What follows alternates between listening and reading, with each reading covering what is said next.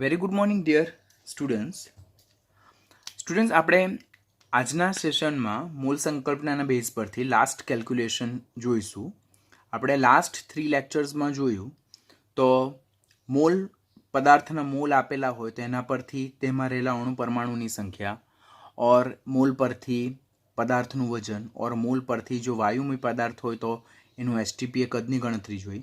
બીજા લેક્ચર્સમાં આપણે અણુ પરમાણુની સંખ્યા પરથી મોલ વજન અને એસટીપી વાયુના કદની ગણતરી જોઈ.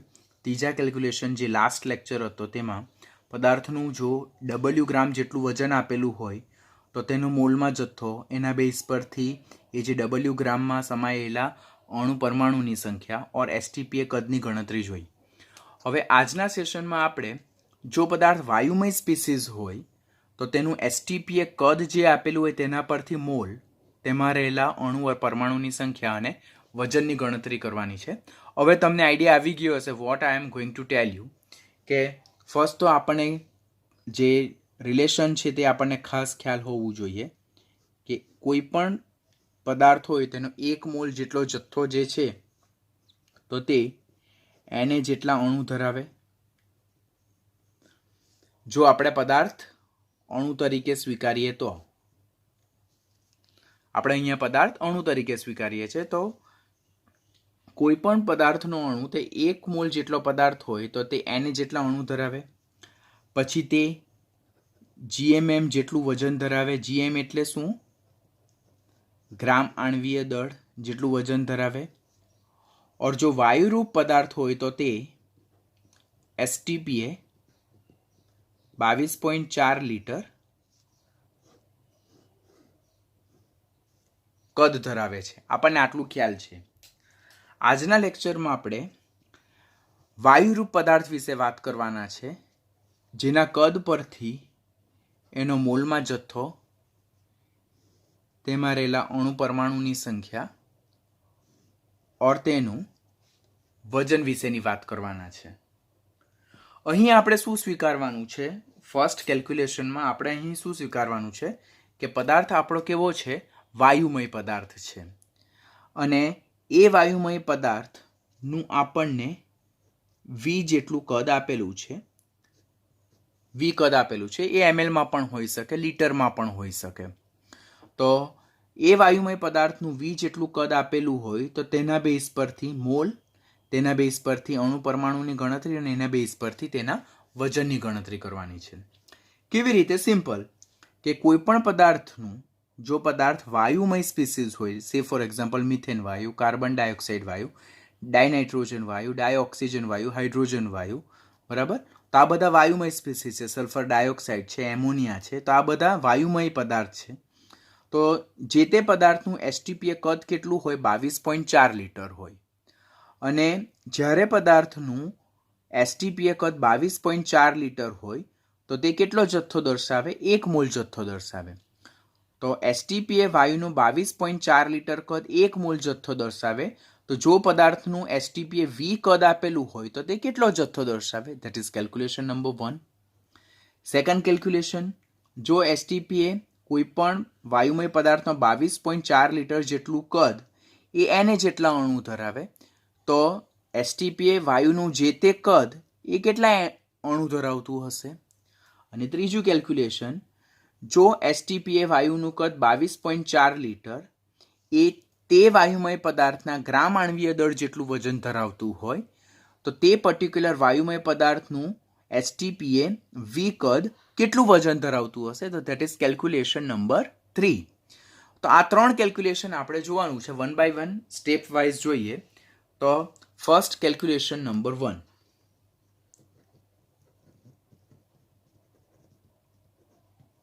કેલ્ક્યુલેશન 1 માં આપણે શું જોયું કે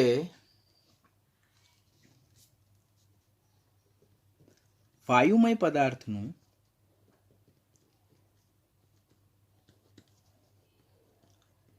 એસટીપી 22.4 લીટર કદ એ તે વાયુમય પદાર્થનો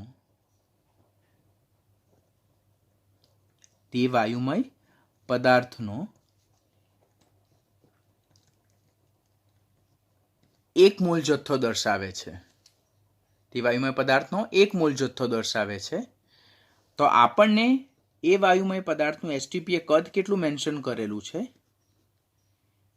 વી લીટર કદ. હું અહીંયા સેમ વી લીટર કદ કહું તો તે કેટલો જથ્થો દર્શાવતો હશે? તો that is V litre into 1 mole divided by 22.4 liter. This liter will be cancel out, so it will be V by 22.4 mall. તો જે તે પદાર્થનું, જે તે વાયુમય પદાર્થનું વી લીટર જેટલું કદ એ કેટલા મોલ દર્શાવે છે? તો ધેટ ઇઝ એ જે વી લીટર કદ આપેલું હોય તે ડિવાઇડેડ બાય 22.4 જેટલા શું દર્શાવે છે? મોલ દર્શાવે છે. ધેટ ઇઝ કેલ્ક્યુલેશન નંબર 1, કે જે આપણે સૂત્ર યાદ રાખવાનું થાય કે કોઈ પણ પદાર્થનું જો કદ લીટરમાં મેન્શન કરેલું હોય અને તે ક્યાંય પરિસ્થિતિમાં એસટીપીની પરિસ્થિતિમાં, તો કોઈ પણ કદ લીટરમાં દર્શાવેલું હોય ને તેના પરથી મોલ જો શોધવા હોય તો તે કદ ડિવાઇડેડ બાય 22.4 કરવાનું. તેના બેઝ પરથી તેના વી લીટર જેટલા કદમાં જે જથ્થો મોલમાં છે તેના વિશેની ગણતરી કરી શકાય. That is calculation number 1. જો પદાર્થનું કદ, વાયુમય પદાર્થનું કદ ml આપેલું હોય તો ધેટ ઇઝ V બાય 22400 કરવું પડે. તો એના બેઝ પરથી એના મોલની ગણતરી થઈ શકે છે. આ બંને ખાસ તમારે યાદ રાખવાના રહેશે. જો લીટરમાં કદ આપેલું હોય ને તેના બેઝ પરથી મોલની ગણતરી કરવાની હોય તો તે કદ ડિવાઇડેડ બાય 22.4 લીટર, અને જો કદ mlમાં આપેલું હોય તો તે કદ ડિવાઇડેડ બાય 22400 મોલ. બિકોઝ શા માટે આવું કરીએ છીએ આપણે? તો 1 litre 1 litre that is equal to 1000 ml. તો 22.4 litre is equal to how much ml? તો 22.4 ગુણ્યા 1000 ધેટ ઇઝ 22,400 ml થાય. એટલે જ્યારે પદાર્થનું કદ mlમાં દર્શાવેલું હોય, બરાબર, એસટીપી કદ mlમાં દર્શાવેલું હોય તો ત્યારે આપણે આ સૂત્ર મુજબ મોલ નહીં શોધી શકીએ. આપણે આ સૂત્ર મુજબ મોલ શોધવાના થાય. બિકોઝ પદાર્થનું કદ અહીંયા ml આપેલું છે તો મારે આ સૂત્રમાં એસટીપી વાયુનું કદ 22,400 ml કન્સિડર કરીને ચાલવાનું છે. તો તે પોઈન્ટ યાદ રાખવાનું. એટલે વાયુનું એસટીપી કદ કેટલું? 22.4 લીટર ઓર 22,400 ml, જેને જ આપણે 22,400 સેન્ટીમીટર ક્યુબ પણ કહીએ, જેને જ આપણે 22,400 સેન્ટીમીટર ક્યુબ તરીકે પણ દર્શાવી શકીએ છીએ. તો ધેટ ઇઝ કેલ્ક્યુલેશન નંબર 1. હવે જો મને એમ પૂછવામાં આવે છે કે એક્ઝામ્પલ આપણે જો જોઈએ તો મિથેન વાયુનો એક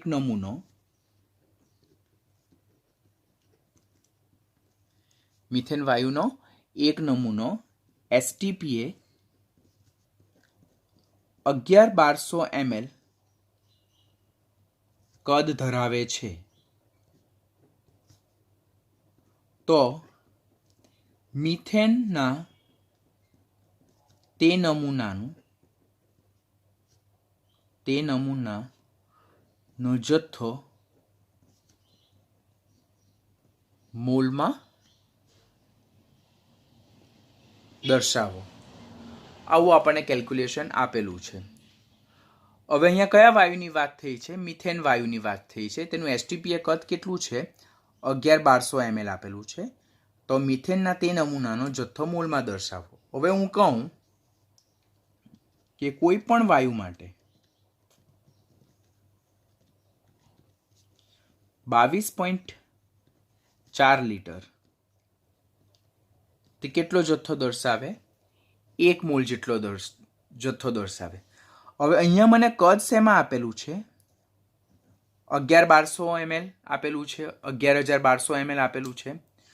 તો ક્યાં હું આપેલ કદને હું લીટરમાં કન્વર્ટ કરી નાખું, ક્યાં હું આ કેલ્ક્યુલેશનને mlમાં કન્વર્ટ કરી નાખું. તો તમારા માટે કોઈ પણ કન્સિડરેબલ છે, તમે કોઈ પણ કરી શકો, તમને જે વધારે કમ્ફર્ટેબલ લાગે. તો હું જોઉં તો કોઈ પણ વાયુમય પદાર્થ માટે 22,400 ml that is considering as a 1 mall quantity, એનો 1 મોલ જથ્થો દર્શાવે છે. તો આપણને કેટલું આપેલું છે મિથેન વાયુ માટે? તો 11,1200 ml જો જથ્થો હોય તો એ કેટલો મોલ જથ્થો દર્શાવે? તો એના બેઝ પરથી 11,1200 ml ગુણ્યા 1 mole divided by 22,400 ml, ml cancel, આ 11,1200 2 that is 1/2 mole, that is 0.5 mole. આ એક વખતની નીટ અને એમ્સની એક્ઝામમાં આના રિલેટેડનો ક્વેશ્ચન પૂછાયેલો છે. Exactly I don't know the name of that particular gas. એ વાયુ તો કોઈ પણ મૂકી શકે, આ કદ એ લોકો કોઈ પણ મૂકી શકે, પરંતુ તમારે આ બેઝ પરની કેલ્ક્યુલેશન કરતા આવડવું છે. Here is a calculation that is from volume to the mall. એટલે કે એસટીપીએ વાયુનું XYZ કદ આપેલું હોય અને તેના બેઝ પરથી વાયુનો જથ્થો મોલમાં દર્શાવવાનું છે. તો એ રીતે કરી શકાય. તમે આ રીતે કેલ્ક્યુલેશન યાદ રહેતી હોય તો આ રીતે કરવાનું. તમને જો ઇક્વેશન ડાયરેક્ટલી યાદ રહેતા હોય તો તમે ઇક્વેશન ડાયરેક્ટલી કરી શકો. આ ઇક્વેશન યાદ રાખશો તો ગણતરી બહુ ઇઝી થઈ જાય કે ડાયરેક્ટ તમારે ઇક્વેશન મૂકીને ડાયરેક્ટ આગળ વધવાનું થાય કે પદાર્થનું કદ અને મોલ વચ્ચેનો સંબંધ તો V/22.4 ઓર V/22,400 ml મૂકીએ, જો કદ mlમાં આપેલું હોય તો આ બેમાંથી કોઈ પણ એક સૂત્ર એપ્લાય કરીને તમે આગળ વધી શકો. તો that is calculation number 1. Calculation number 2,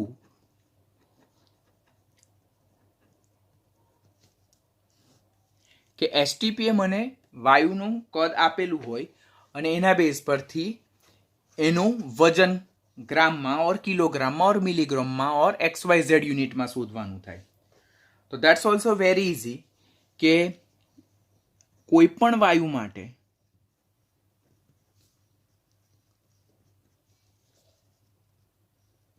એસટીપીએ 22.4 litre જેટલું કદ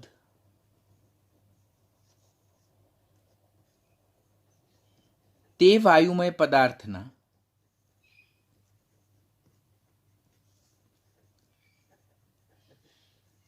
GMM જેટલું વજન ધરાવે છે. અહીંયા હું પદાર્થ જે છે તેને અણુ સ્વીકારું છું, એટલા માટે કહું છું કે કોઈ પણ વાયુ માટે જો એ વાયુ અણુ સ્વરૂપે હોય તો એસટીપીએ તે પર્ટિક્યુલર વાયુ જે છે તેનું 22.4 લીટર જેટલું કદ એ તે પર્ટિક્યુલર વાયુમય પદાર્થના GMM એટલે ગ્રામ આણ્વીય દળ, એટલે કે આણ્વીય દળ જે ગ્રામમાં દર્શાવેલું છે તેટલું વજન ધરાવે છે. તો તે પર્ટિક્યુલર વાયુનું એસટીપીએ જો V લીટર જેટલું કદ આપેલું હોય તો એ કેટલું વજન દર્શાવતું હશે? તો calculation very easy. V litre into GMM divided by 22.4 liter. Here liter will be cancel. So V into GMM ગ્રામ આણ્વીય દળ ગ્રામમાં દર્શાવતા હોઈએ ડિવાઇડેડ બાય 22.4 ને આપણને વજન શેમાં મળશે? ગ્રામમાં મળશે. આમ કોઈ પણ વાયુનું એસટીપીએ V લીટર કદનું વજન શોધવા માટેનું સૂત્ર કયું? આવ્યું કે તે વાયુનું એસટીપીએ કદ જે કદ આપેલું હોય તે બરાબર તેના ગુણ્યા તે પદાર્થનું ગ્રામ આણવીય દળ ડિવાઇડેડ બાય 22.4. તો આ રીતે કરતાં તે વાયુમય પદાર્થના 20 લિટર જેટલો કદનું વજન આપણને શેમાં મળશે? ગ્રામમાં મળશે. જો 20 ml કદ આપ્યું હોય, જો આપણને 20 ml કદ આપ્યું હોય તો આ સૂત્ર V into GMM divided by 22400 થઈ જાય. તે પણ આન્સર આપણને શેમાં મળશે? ગ્રામમાં જ મળશે. એટલે તમે ક્યાં ઉપરના સૂત્ર મુજબ જાઓ, ક્યાં નીચેના સૂત્ર મુજબ જાઓ, આન્સર તમને શું મળશે? સેમ મળશે. બટ ઇક્વેશન કેવી રીતે ચેન્જ થાય? અહીંયા એ વાયુમય પદાર્થનું એસટીપીએ કદ લીટરમાં આપેલું છે અને અહીંયા તે વાયુમય પદાર્થનું કદ એસટીપીએ એમએલમાં આપેલ છે. બિકોઝ નીટ અને કોમ્પિટિટિવની એક્ઝામમાં એસટીપીએ વાયુનો જથ્થો આટલા લીટરમાં છે, આટલા સેન્ટીમીટર ક્યુબમાં છે, આટલા એમએલમાં છે, આટલા સીસીમાં છે, એવું પૂછે તો એના બેઝ પરથી એ પર્ટિક્યુલર વાયુ વિશે આપણે આગળ વધવાનું થાય. માટે આ બંને સૂત્ર જે છે તો તે સ્પેસિફિક છે. This equation is applicable when volume is given in litre quantity and this equation is applicable when the volume is given in ml quantity. તો એના બેઝ પરથી આપણે જો ન્યુમેરિકલ સોલ્વ કરીએ તો મારી પાસે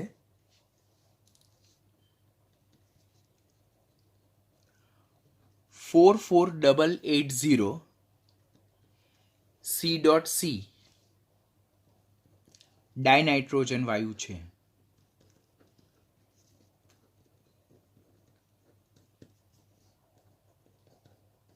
તો તેનું વજન કેજીમાં કેટલું હશે? આવો મને ક્વેશ્ચન આપેલો છે કે 44,800 centimetre cube C.C that is what? Centimetre cube, that is only ml. આપણને ખ્યાલ છે 1 ml is equal to 1 centimetre cube અને આ સેન્ટીમીટર ક્યુબ છે that is only what? 1 C.C. આ યાદ રાખવાનું આપણે, નીટ માટે ઇમ્પોર્ટન્ટ છે. તો 44,800 સેન્ટીમીટર ક્યુબ ડાયનાઇટ્રોજન વાયુ છે તો તેનું વજન કિલોગ્રામમાં કેટલું હશે? આપણને વજન અહીંયા શેમાં પૂછ્યું છે? કિલોગ્રામમાં પૂછ્યું છે. જો આગળ વધીએ આપણે તો કોઈ પણ વાયુમય પદાર્થ માટે, કોઈ પણ વાયુમય પદાર્થ માટે જો એ વાયુમય પદાર્થ કયા સ્વરૂપે હોય? અણુ સ્વરૂપે હોય. તે વાયુમય પદાર્થ કયા સ્વરૂપે હોય? અણુ સ્વરૂપે હોય. તો તે વાયુમય પદાર્થનું 22.4 લિટર જેટલું કદ કઈ પરિસ્થિતિમાં? એસટીપીની પરિસ્થિતિમાં. તે વાયુમય પદાર્થના જીએમએમ જેટલું વજન ધરાવે. આટલું મને કેલ્ક્યુલેશન ખ્યાલ છે. એટલે હું જો આગળ વધું તો 22.4 લિટર જેટલું કદ એ તે પદાર્થનું ગ્રામ આણવીય દળ જેટલું વજન ધરાવે. તો 20 લિટર જેટલું કદ કેટલું ધરાવે? બરાબર. હવે અહીંયા 22.4 લિટર જેટલું કદ ઓર 22,400 ml જેટલું કદ એ તે પદાર્થના ગ્રામ આણવીય દળ જેટલું વજન ધરાવે. હવે આના બેઝ પરથી જો હું આગળ વધું તો 22,400 C.C કદ હોય કઈ પરિસ્થિતિમાં? એસટીપીની પરિસ્થિતિમાં. તો અહીંયા ડાયનાઇટ્રોજન વાયુ આપેલો છે. ડાયનાઇટ્રોજન વાયુ તો એ કયા સ્વરૂપે આપણને જોવા મળે? N2 સ્વરૂપે જોવા મળે. તો ત્યારે એનું વજન ગ્રામમાં, ગ્રામ આણવીય દળનું વજન કેટલું હશે? 28 ગ્રામ હશે. હવે અહીંયા આ ઇમ્પોર્ટન્ટ છે. તમે અહીંયા ડાયરેક્ટ 14 લઈને જો કરશો તો તમારો આન્સર રોંગ આવશે. બિકોઝ નાઇટ્રોજન વાયુ જે છે તો તે કુદરતી રીતે ડાયએટમિક છે. ડાયએટમિક એટલે દ્વિપરમાણુય સ્વરૂપે. હવે અહીંયા તો મેં તમને સ્પેશિયલી મેન્શન કરેલું છે કન્ફ્યુઝન નહીં થાય એટલા માટે કે ડાયનાઇટ્રોજન વાયુ એટલે તમે ડાય જો તો તમે N2 સમજી જશો કે 22,400 સેન્ટીમીટર ક્યુબ કદ હોય એસટીપીએ તો તેનું વજન કેટલું થાય? 28 ગ્રામ થાય. બરાબર. મેં અહીંયા ડાય વર્ડ મેન્શન કરેલો છે, બટ કોમ્પિટિટિવની એક્ઝામમાં એ લોકો તમને આ જ ક્વેશ્ચનને નાઇટ્રોજન વાયુ છે એવું કહેવામાં આવે. તો નાઇટ્રોજન વાયુ તો તમને ખબર હોવું જોઈએ, કુદરતી રીતે નાઇટ્રોજન વાયુ એ દ્વિઅણુ સ્વરૂપે એટલે ડાયએટમ સ્વરૂપે જોવા મળે, N2 સ્વરૂપે જોવા મળે. ને N2 સ્વરૂપે જોવા મળે તો તેનું આણ્વીય દળ કેટલું થાય? 28 ગ્રામ. આપણે એક કેલ્ક્યુલેશનમાં ચેન્જ કરેલું હતું, 16ની જગ્યાએ 32 કરેલું હતું લાસ્ટ લેક્ચરમાં. તો એ તમારે યાદ રાખવાનું. લાસ્ટ લેક્ચરમાં લાસ્ટ મિનિટમાં મેં તમને કીધું કે આટલું કરેક્શન કરજો. તો અહીંયા 22,400 સેન્ટીમીટર કદ એસટીપી એ કોના માટે? નાઇટ્રોજન માટે. તો એ કેટલું વજન ધરાવે? 28 ગ્રામ વજન ધરાવે. તો અહીંયા મને એ લોકો કદ કેટલું આપ્યું છે? 44,800 સેન્ટીમીટર ક્યુબ જો કદ એસટીપી એ હોય તો તેનું વજન કેટલું થાય? તો 44,800 ગુણ્યા 28 ડિવાઇડેડ બાય 22,400 2 અને 28 દુ 56 ગ્રામ. હું આ રીતે બી કેલ્ક્યુલેશન કરી શકું. ઓર બીજું હું સૂત્ર કઈ મૂકી શકું કે ડાયરેક્ટ જ જો મને જવું હોય તો V ml into GMM divided by 22400. હું ડાયરેક્ટ સૂત્ર મૂકી દઉં. આ સૂત્ર બેઝ જાઉં તો પણ મને આન્સર તો કેવો મળવાનો છે? સેમ જ મળવાનો કે અહીંયા VML છે તેની જગ્યાએ હું 44,800 મૂકી દઉં, 22,400 અને GMM. જો તો આ સૂત્ર અને આ calculation is it same or not? તો ધીસ ઇઝ સેમ. એટલે either you go by the each and every step. તમે ઈચ એન્ડ એવરી જે સ્ટેપ છે પદ દ્વારા આગળ વધો, ક્યાં તમે ડાયરેક્ટ સૂત્ર યાદ રાખો, તમારા માટે જે કન્વિનિયન્ટ હોય. હું તમને બંને મેથડથી ન્યુમેરિકલ શીખવું છું, MCQ. જેમ જેમ પ્રેક્ટિસ થતી જશે તેમ તેમ તમને ઇક્વેશન બી યાદ રહેતા જશે, સૂત્ર બી યાદ રહેતું જશે અને આ પદ પણ તમારા માઇન્ડમાં એકદમ ઇઝી થતું જશે. બિકોઝ આના બેઝનું આના પછીનું જે કેલ્ક્યુલેશન છે તે ટોટલી આ મોલ કન્સેપ્ટના બેઝ પર છે. એટલા માટે ઈચ એન્ડ એવરી સ્ટેપ આપણે બહુ ફંડામેન્ટલી લર્ન કરીએ છીએ, તો ધ્યાનથી શીખતા જજો. That's all about calculation number 2 કે એસટીપી એ વાયુનું કદ આપેલું હોય V લિટર ઓર VMLમાં, તેના પરથી વાયુમય પદાર્થનું વજન શોધવાનું. હવે કેલ્ક્યુલેશન નંબર 3. કેલ્ક્યુલેશન 3 જેમાં એસટીપી એ વાયુનું કદ આપેલું હોય અને એના બેઝ પરથી એમાં રહેલા અણુની ઓર પરમાણુની સંખ્યા શોધવાની થાય. તો કોઈ પણ વાયુમય પદાર્થ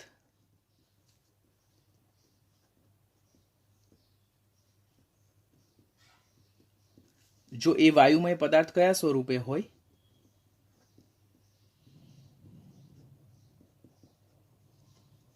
વાયુમય પદાર્થ કયા સ્વરૂપે હોય? અણુ સ્વરૂપે હોય. તો તેનું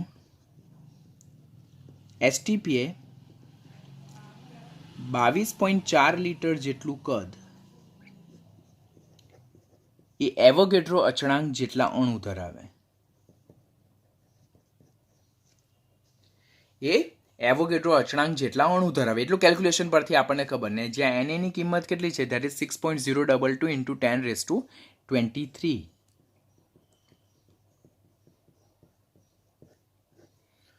તો જો એસટીપી એ વાયુનું V લિટર કદ આપેલું હોય તો એ કેટલા અણુ ધરાવશે? V litre into Na divided by 22.4 litre. Litre cancel. That is V by 22 into Na જેટલા અણુ ધરાવતા હશે. એટલે કોઈ પણ વાયુમય પદાર્થના V લિટર જેટલા કદમાં અણુની સંખ્યા શોધવા માટેનું સૂત્ર કયું? તાયરું આ થશે. That is equation number 3. Question number 3. જો અહીંયા કદ લિટરમાં મેન્શન કરેલું હોય અને જો અહીંયા લિટરની જગ્યાએ VML આપેલું હોય તો same equation is converted to V by 22400 into Na. એટલે કાં આ ઇક્વેશન થ્રુ જાઓ કે આ ઇક્વેશન થ્રુ જાઓ તો તમને એના બેઝ પરથી તે પર્ટિક્યુલર વાયુમય પદાર્થના એસટીપીએ વી લીટર જેટલું જે કદ છે તેમાં રહેલા અણુની સંખ્યા જાણવા મળશે. મને ક્વેશ્ચન પૂછવામાં આવે છે કે મારી પાસે 11.2 લીટર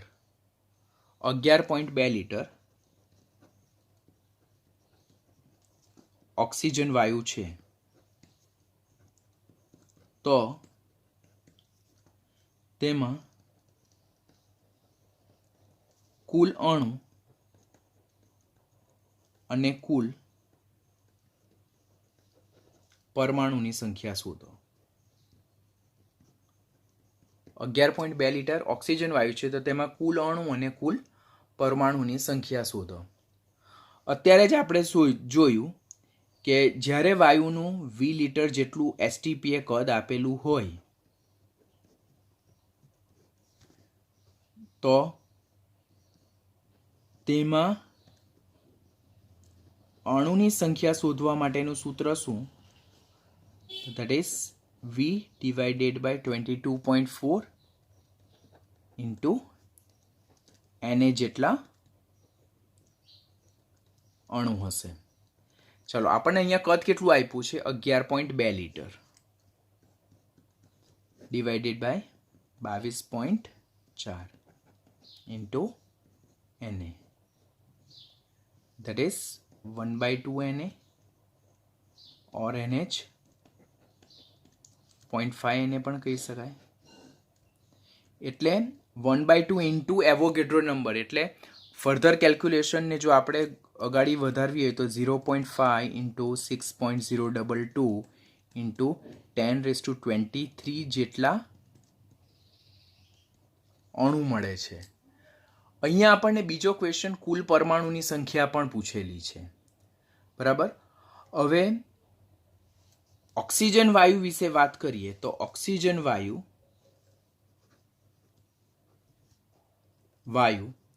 એ દ્વિપરમાણવીય છે. કેવો છે? દ્વિપરમાણવી છે. તો ઓક્સિજનનો એક અણુ કુલ 2 પરમાણુ ધરાવે છે. ખબર ને, આપણે જ્યારે વેરી બિગિનિંગ ફર્સ્ટ લેક્ચર શીખેલા તો તેમાં જોયેલું કે ઓક્સિજન એ ડાયએટમિક છે. પછી સમૂહ 18ના તત્વો હિલિયમ, નિયોન, આર્ગન, ક્રિપ્ટન, ઝેનન એ લોકો મોનોએટમિક એક પરમાણવીય છે. નાઇટ્રોજન દ્વિપરમાણવીય છે. હેલોજન એ દ્વિપરમાણવીય છે. તો ઓક્સિજન વાયુ એ દ્વિપરમાણુ, તો ઓક્સિજનનો એક અણુ કુલ 2 પરમાણુ ધરાવે છે. અહીંયા આપણને કેટલા અણુ મળ્યા? તો ધેટ ઇઝ 0.5 ઇન્ટુ 6.022 ઇન્ટુ 10⁻23 અણુ કુલ કેટલા પરમાણુ ધરાવશે? તો that is 0.5 into 6.022 into 10⁻23 into 2. મેં અગાડી તમને સૂત્ર એક સમજાવેલું હતું કે કુલ અણુની સંખ્યા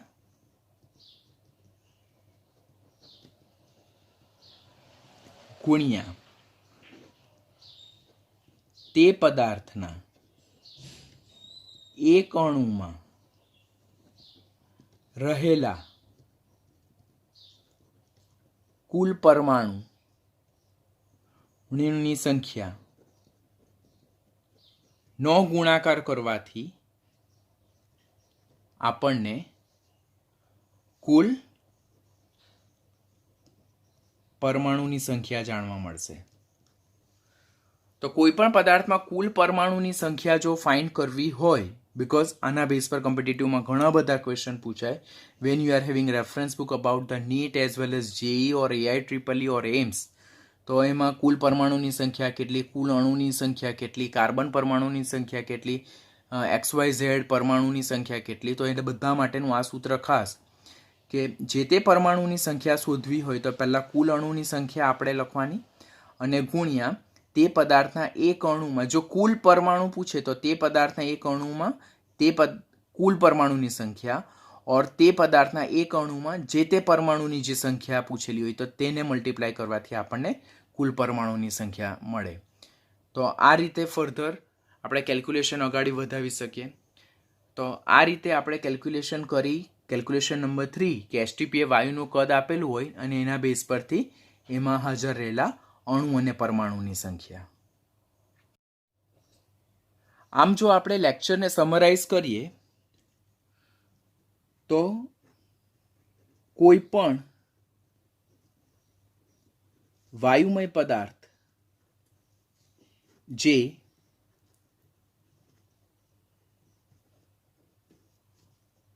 અણુ સ્વરૂપે જોવા મળે છે તો તેનું એસટીપીએ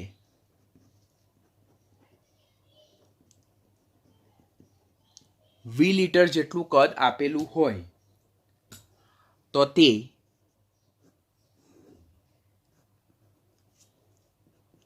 V/22.4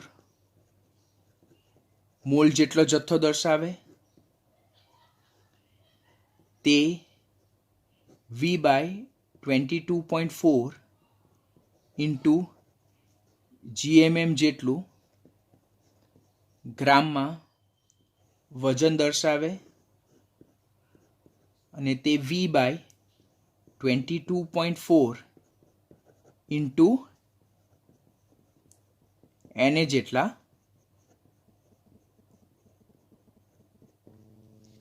અણુ ધરાવે છે।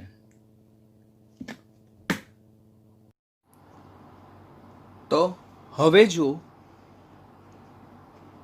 કોઈ પણ વાયુમય પદાર્થ જે પરમાણુ સ્વરૂપે હોય,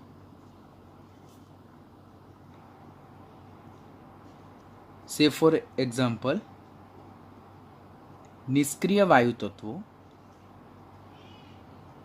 સમૂહ 18ના તત્વો જે છે તો સમૂહ 18ના તત્વોને આપણે નિષ્ક્રિય વાયુ તત્વો કહીએ કે જેઓ આપણને એક પરમાણુય વાયુ સ્વરૂપે જોવા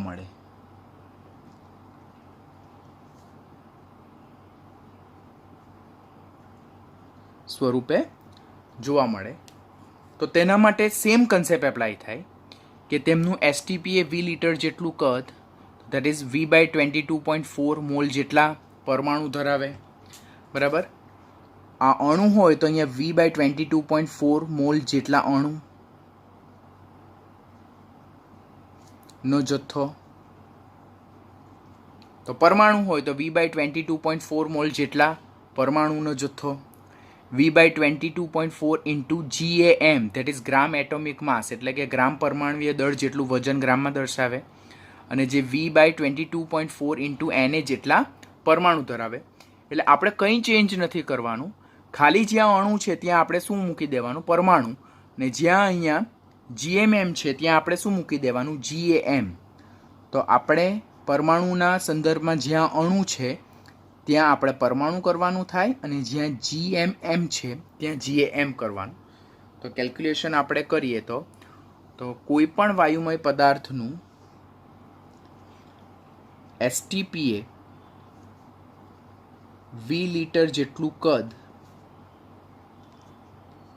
એ V/22.4 મોલ જેટલો પરમાણુનો જથ્થો દર્શાવે,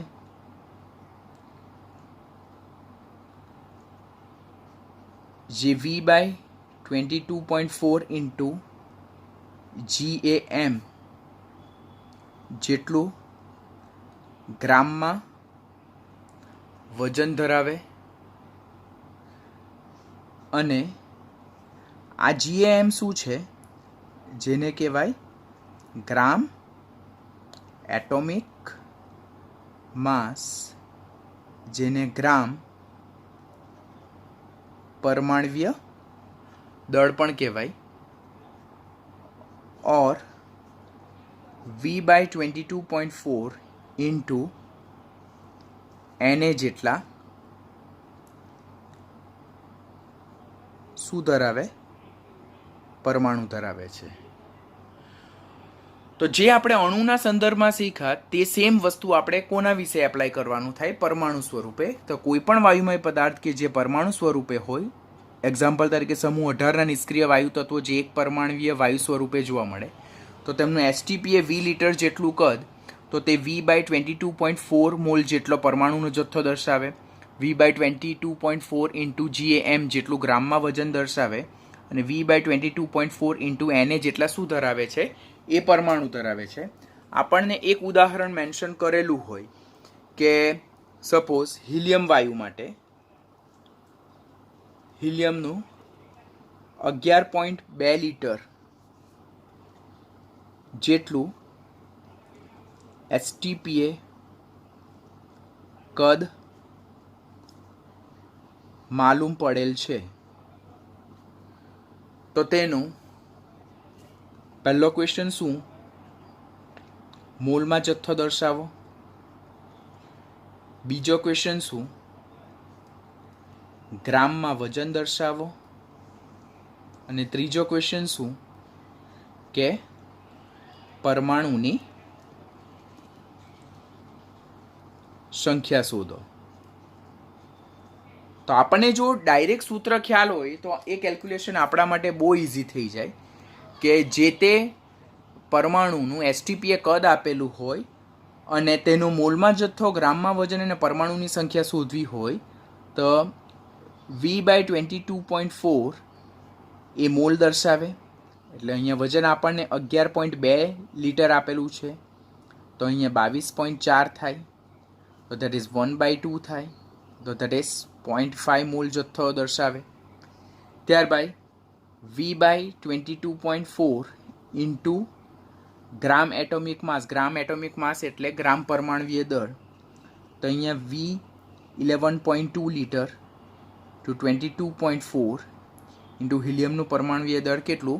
4 ગ્રામ છે, તો દેટ ઇઝ 1/2 ઇન્ટુ 4, તો દેટ ઇઝ 2 ગ્રામ જેટલું વજન. અને અહીંયા ખાસ કાળજી રાખજો, જ્યારે આપણે 11.2 અને કદ લીટરમાં દર્શાવેલું હોય ત્યારે જ આ પર્ટિક્યુલર ઇક્વેશન આપણે એપ્લાય કરી શકીએ છીએ. અને જો કદ mlમાં આપેલું હોય તો first you need to convert in litre and then after you just apply the equation. અને પરમાણુની સંખ્યા જો શોધવી હોય તો V/22.4 ઇન્ટુ Na જેટલા પરમાણુ દર્શાવે છે, તો 11.2 ડિવાઇડેડ બાય 22.4 ઇન્ટુ Na, that is 0.5 into Na જેટલા તે પરમાણુ ધરાવે છે. એટલે મને જો આ ઇક્વેશન ખાસ ખ્યાલ હોય, these are important equation for atom એટલે કે પરમાણુ માટે ના આ 3 ઇક્વેશન આપણે યાદ રાખવાના. કદ એટલે એસટીપીએ કદ આપેલું હોય તેના બેઝ પરથી મોલમાં જથ્થો, પરમાણુની સંખ્યા, ગ્રામમાં વજન શોધવું હોય તો તેના માટેના આપણે આટલા ઇક્વેશન ખાસ યાદ રાખીએ તો એના બેઝ પરથી આપણે ફટાફટ કેલ્ક્યુલેશનને સોર્ટ આઉટ કરી શકીએ છીએ. તો એના બેઝ પરથી આપણે કોઈ પણ વાયુ કે જે મોનો એટોમિક સ્વરૂપે જોવા મળે, બરાબર, પરમાણુ સ્વરૂપે જોવા મળે, તો તેને ડાયરેક્ટ આપણે ઇક્વેશનમાં વેલ્યુ ઇનપુટ કરી દેવાની અને એના બેઝ પરથી મોલ અને ગ્રામમાં વજન અને પરમાણુની સંખ્યા શોધી શકીએ. આ ઇક્વેશન ક્યારે એપ્લાય કરી શકાય? જ્યારે કદ લીટરમાં આપેલું હોય. હવે આપણને ડાઉટ્સ એમ થાય તો સર mlમાં કદ આપેલું હોય તો શું કરવાનું? તો mlમાં કદ આપેલું હોય તો પહેલાં એને લીટરમાં કન્વર્ટ કરી નાખવાનું અને પછી સેમ ઇક્વેશન આપણે એપ્લાય કરવાનું. પણ કાળજી રાખવાની, કદ શેમાં લીટર કે mlમાં આપેલું છે તેના બેઝ પરથી તમારે અહીંયા ઇક્વેશન એપ્લાય કરવાનું થાય. mlમાં આપેલું હોય તો ફર્સ્ટ લીટરમાં કન્વર્ટ કરો, ધેન આફ્ટર આ વેલ્યુ આ ઇક્વેશનમાં ઇનપુટ કરો અને એના બેઝ પરથી કેલ્ક્યુલેશન ફર્ધર ફાઇન્ડ કરો. હવે આની સાથે મૂળ સંકલ્પના ટોપિક આપણો ઓવર થાય. That was very important topic. એના બેઝ પર ના MCQ તમારે તમારી પાસે જે રેફરન્સ બુક હોય તેમાંથી સોલ્વ કરતા જવાનું, કે જેમનું રેગ્યુલર બોર્ડ છે તેમણે તેમની પાસે જે ઝેનિત પ્રકાશનનું જે પાર્ટ 1ની બુક છે તેમાંથી MCQ સોલ્વ કરવાના, અને જેમનું નીટ છે તો તેમની પાસે જે ફિનિક્સની પાર્ટ 1ની બુક છે તેમાંથી MCQ સોલ્વ કરવાના. પછીથી ડિફિકલ્ટી આપણે લેટર ઓન સોર્ટ આઉટ કરશું. હવે આપણે ટેક્સ્ટ બુકમાં જે આ ટોપિકના રિલેટેડ એક્સરસાઇઝ આપેલી છે તે સોલ્વ કરી નાખીએ. તો એક્સરસાઇઝ નંબર 17 કે ઇથેન જેનું અણુસૂત્ર C2H6 છે તેના 3 મોલમાં નીચેનાની ગણતરી કરો. કે પહેલું કાર્બન પરમાણુના મોલની સંખ્યા એટલે કાર્બનના મોલ શોધવાના છે. સેકન્ડ હાઇડ્રોજન પરમાણુના મોલની સંખ્યા એટલે કે હાઇડ્રોજનના મોલ શોધવાના છે. અને ઇથેનના અણુની સંખ્યા એટલે ઇથેનના કુલ અણુની સંખ્યા શોધવાની છે. હવે આપણે પહેલું જો કેલ્ક્યુલેશન જોઈએ તો 1 મોલ ઇથેન જેનું અણુસૂત્ર C2H6 છે તો તેમાં આપણને કેટલા પરમાણુ કાર્બન દેખાય? 2. એટલે 1 મોલ ઇથેન એ 2 મોલ કાર્બન પરમાણુ ધરાવે છે. 1 મોલ ઇથેન, આ ઇથેનનો 1 મોલ છે, અગાડી કોઈ સંખ્યા નથી લખેલી તો હું 1 મોલ કહું. તો 1 મોલ ઇથેનમાં 2 મોલ કાર્બન પરમાણુ છે. આપણને એ લોકો કેટલા મોલ આપેલા છે? 3 મોલ આપેલા છે. તો 3 મોલ ઇથેન કેટલા કાર્બન પરમાણુ ધરાવશે? તો ધેટ ઇઝ 3 into 2. તો ધેટ ઇઝ 6 મોલ કાર્બન પરમાણુ ધરાવશે. That's a very easy calculation. Second જે છે તો 1 મોલ ઇથેનની વાત કરવામાં આવે જેનું સૂત્ર C2H6 છે તો તે 6 મોલ હાઇડ્રોજન પરમાણુ ધરાવે છે. એટલે ઇથેનનો 1 મોલ જથ્થો હોય તો તેમાં 6 મોલ હાઇડ્રોજન પરમાણુ ધરાવે. તો આપણને કેટલા મોલ ઇથેન આપ્યું છે? 3 મોલ ઇથેન આપ્યું. તો તે કેટલા મોલ હાઇડ્રોજન પરમાણુ ધરાવે? તો that is 3 into 6. That is 18 mall hydrogen પરમાણુ ધરાવે. અને ત્રીજો જે ક્વેશ્ચન છે કે ઇથેનના અણુની સંખ્યા. તો કોઈ પણ પદાર્થ માટે આપણને ખબર છે કે 1 મોલ પદાર્થ તે પદાર્થના Na જેટલા અણુ ધરાવે છે. એટલે કોઈ પણ પદાર્થ લેવામાં આવે તો તેનો 1 મોલ જથ્થો Na જેટલા અણુ ધરાવે. અહીંયા આપણને ઇથેનના કેટલા આપેલા છે? ઇથેન માટે આપણને 3 મોલ પદાર્થ આપેલો છે. 3 મોલ ઇથેન કીધું છે ને અહીંયા. તો 3 મોલ ઇથેન કેટલા અણુ ધરાવે? તો ધેટ ઇઝ 3 into Na જેટલા 3 into Na જેટલા ઇથેનના અણુ. that is 3 into 6.022 into 10⁻23 અણુ અને that is 18.066 into 10⁻23 અણુ. તો these are the calculation which we already discussed in the same concept કે આપણે મૂળ સંકલ્પનામાં આપણે ઓલરેડી આ કેલ્ક્યુલેશન જોયેલી છે પણ સાથે સાથે એક્સરસાઇઝ સોલ્વ કરાવું છું તો આપણે સાથે લર્ન કરતા જઈએ. હવે એક્સરસાઇઝ નંબર 21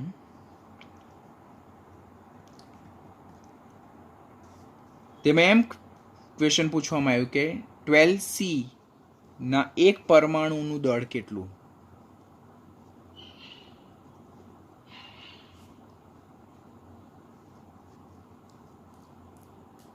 કે કાર્બન કે જેનો પરમાણવીય દળ કેટલું છે? 12 છે. તો તેના એક પરમાણુનું દળ કેટલું? અને જ આપણે આ રીતે પણ મેન્શન કરી શકીએ કે કાર્બન કે જેનું પરમાણવીય દળ 12 છે તેના એક પરમાણુનું દળ કેટલું થાય? તો આપણને ખબર છે કે 6.022 into 10⁻23 જેટલા પરમાણુ હોય તો તેનું વજન કેટલું? GAM જેટલું. GAM ને શું કહેવાય? ગ્રામ એટોમિક માસ. ગ્રામ એટોમિક માસ એટલે ગ્રામ પરમાણવીય દળ. એટલે અહીંયા આપણને કાર્બન વિશે એ લોકો મેન્શન કરેલું છે. તો 6.022 ઇન્ટુ 10⁻23 કાર્બન પરમાણુ હોય તો તેનું વજન કેટલું થાય? 12 ગ્રામ થાય. બીકોઝ અહીંયા જો પરમાણવીય દળ 12 આપેલું છે, બરાબર.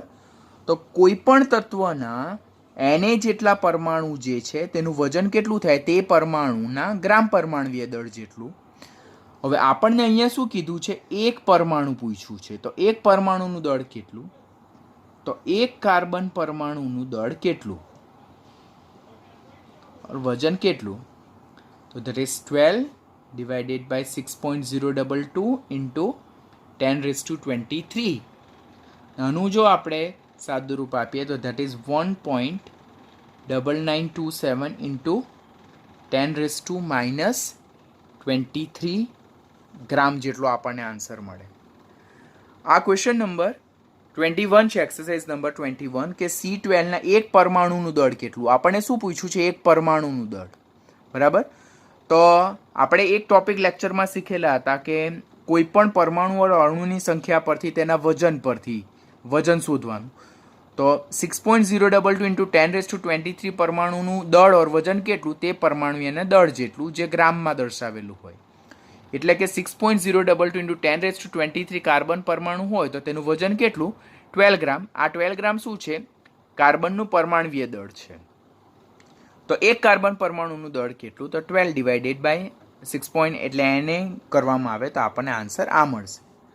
આવી જ એક્સરસાઇઝ આપણને એક્સરસાઇઝ નંબર 30 પણ આપેલી છે ને તેમાં ક્વેશ્ચન એમ આપ્યું છે કે C12 પરમાણુનું દળ, C12 પરમાણુનું દળ ગ્રામમાં કેટલું?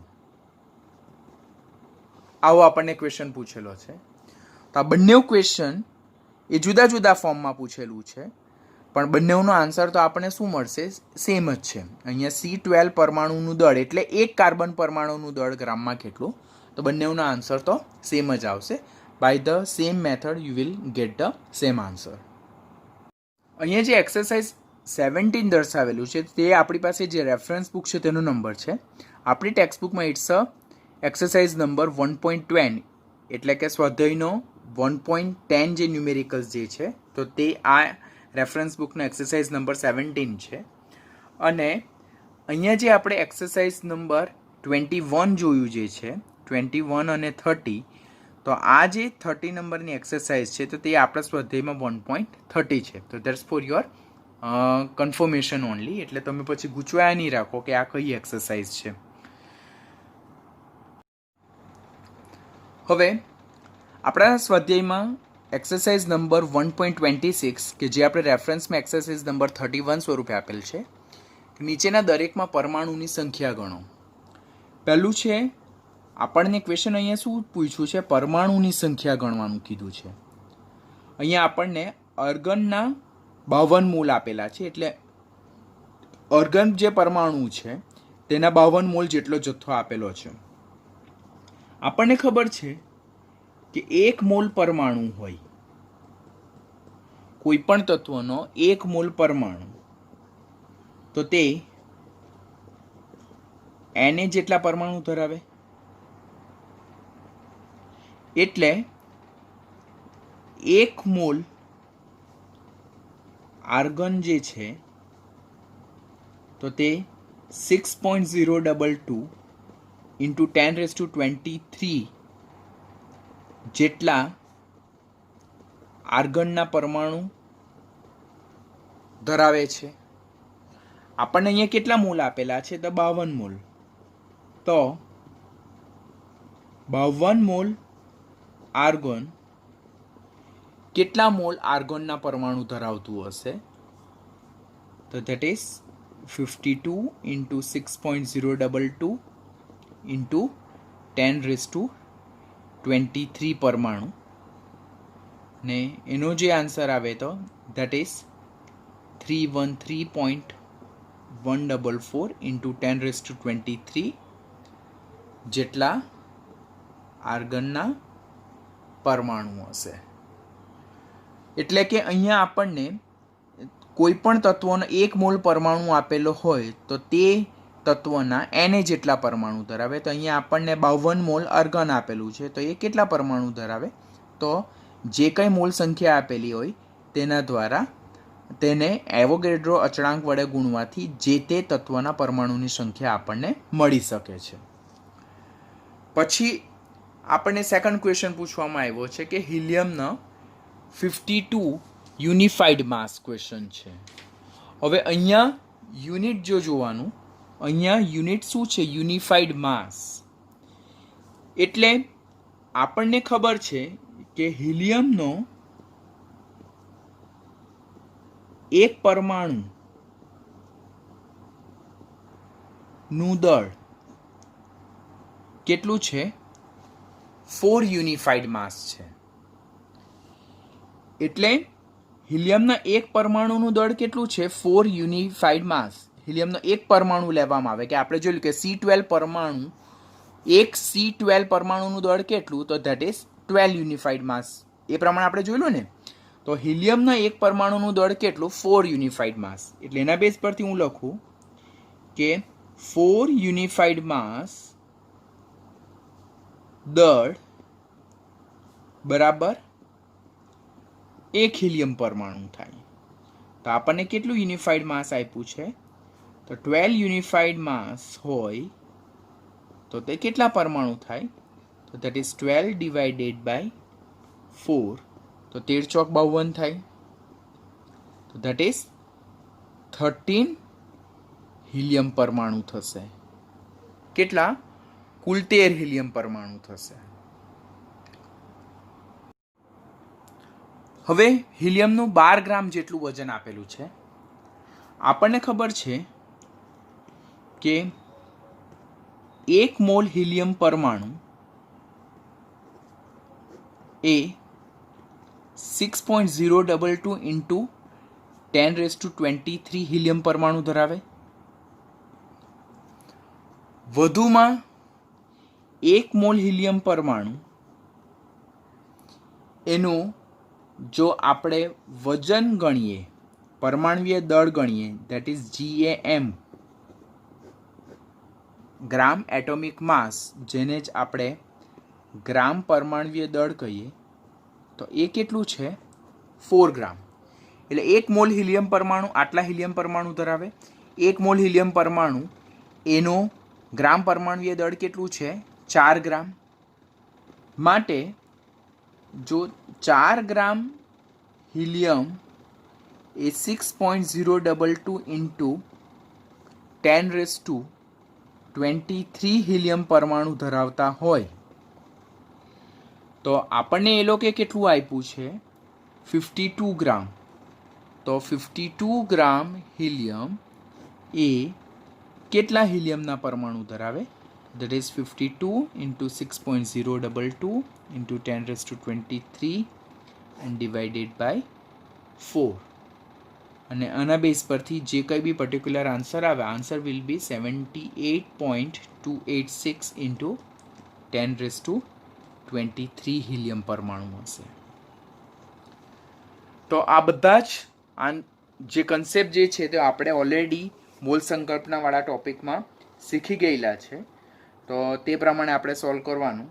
આ જે એક્સરસાઇઝ જે છે તો by mistake I told you it's a 1.26 but it's not 1.26, it's a 1.33 exercise. તો આની સાથે મોલ સંકલ્પનાના બેઝ પરની આપણી એક્સરસાઇઝ ઓવર થાય. નેક્સ્ટ લેક્ચરથી આપણે નવો ટોપિક શીખીશું.